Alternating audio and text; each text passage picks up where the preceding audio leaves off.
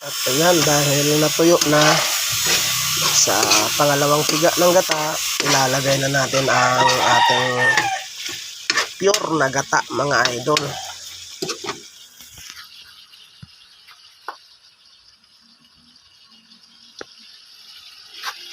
Ayan oh, may kasama ng sili yan. Oh, sarap. Bicol Express. Purong gata po yan. Yan. Mamaya ilalagay naman natin ang sili na kulay green. Lagay na natin. Oh, yan na.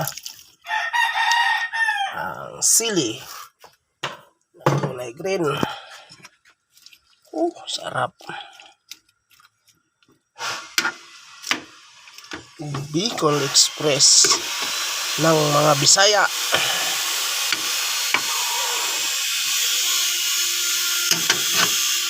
Siyempre, ilalagay ko ba itong ating recipe ng isa pa? Oh, yan, sibuyas. Sarap ito. Yan po ako mag Bicol Express, mga sir. Tara, kain na tayo. Ang kaloto nito, bakbakan na.